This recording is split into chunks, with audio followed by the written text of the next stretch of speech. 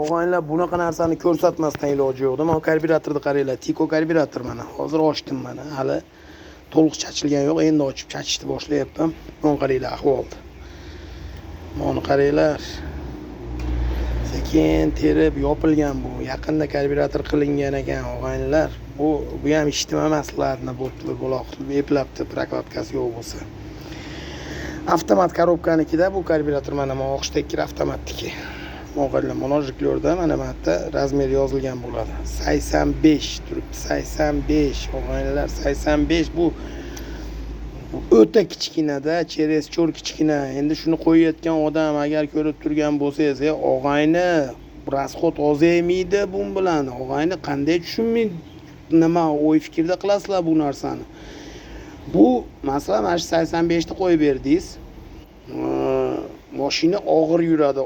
Mingan odam gazni ko'proq bosadi. Masalan birga urdida dedirib turib, keyin ikkiga o'tadi avtomat. Сразу переключать qilmaydi.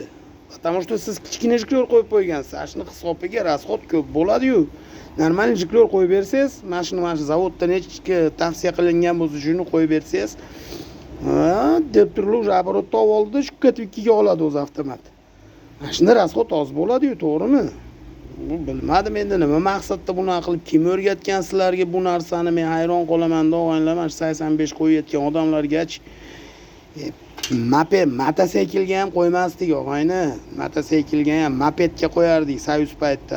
Karpat, Parpat degan mototsikllar, mopedlar bo'lardi. Shularni karburatorga qo'yardik 85larni. Mana shunaqa ishlar bo'lyapti og'aylar. Men prokladkalarni ko'rdinglar, qoyilman. Hozir hali to'liq chachganim yo'q. Bu yerga ham hozir qana chiqadi endi, Alloh biladi. Mana shunaqa ishlar ham bo'lyapti og'aylar. Yaxshi mutaxassisga ko'rsata olinglar karburatorlarni. O'zinglar meni maza qilasizlar.